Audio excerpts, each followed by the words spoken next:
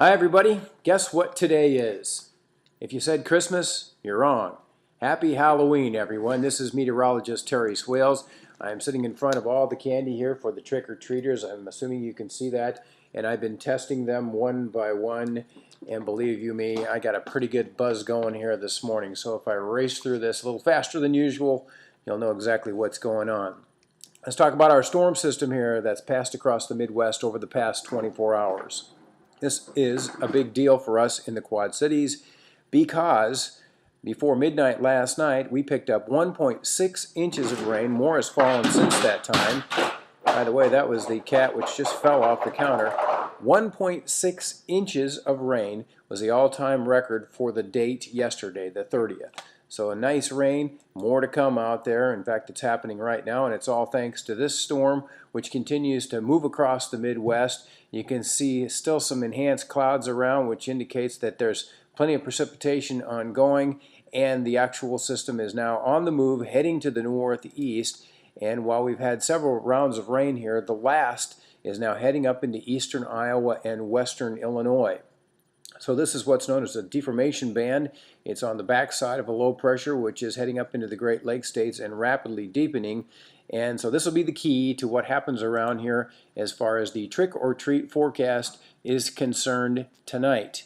So let's get to that. And I got a little graphic to show you here. And here's how things are expected to go this afternoon. Notice at 2 o'clock, if you take a look over here, you can see that we've got some winds that are blowing in out of the north-northwest and starting to increase. And by 5 o'clock, they're gusting up to 20-25 miles per hour. So for trick-or-treating this evening, the biggest issue I see is going to be strong winds and falling temperatures. In fact, our readings are going to be dripping back down into the 40s as the afternoon and evening goes on. So for trick-or-treaters, you'll want to keep that in mind. Now the other thing is the rain. I do think that's going to be tapering off here as the late afternoon hours unwind. It'll stop first in eastern Iowa and then should end across western Illinois during the evening hours tonight.